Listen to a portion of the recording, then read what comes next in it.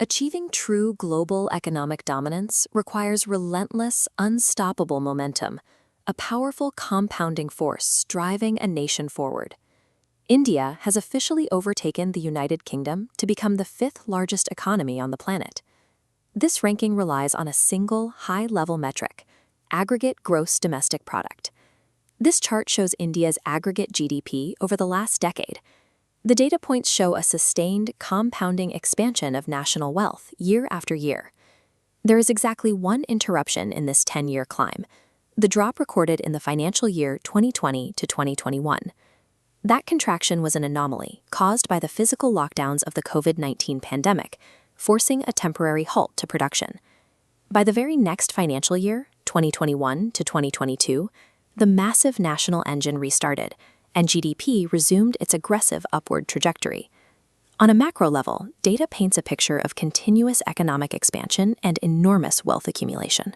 But if you examine the population of 138 crore citizens, the lived reality diverges from the macroeconomic data.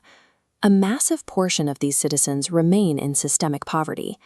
Despite a decade of consistent GDP growth, extreme financial insecurity persists for the majority. The common assumption is that top-line growth automatically secures the financial baseline for everyone below it. The data proves otherwise. Headline numbers mask structural flaws. The aggregate GDP must be broken down into its component sectors. The Ministry of Statistics and Program Implementation provides the specific dataset needed to examine these structures.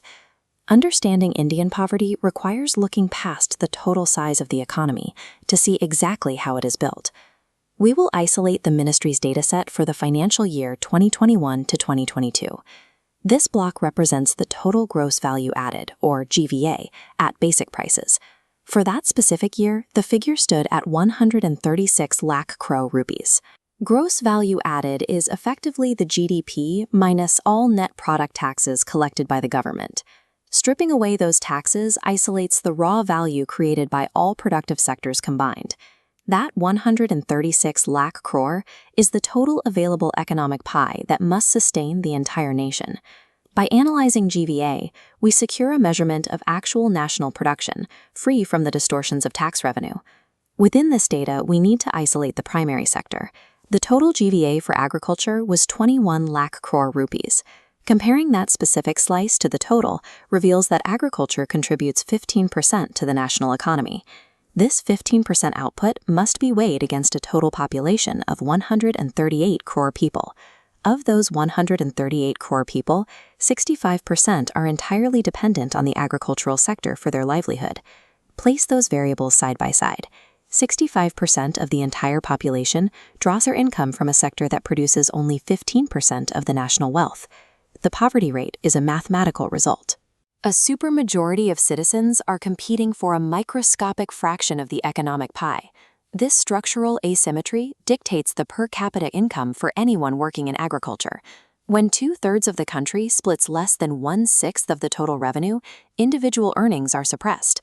This chart illustrates how that structural imbalance behaves over time. The primary line tracks aggregate GDP, growing steadily over a 10-year span.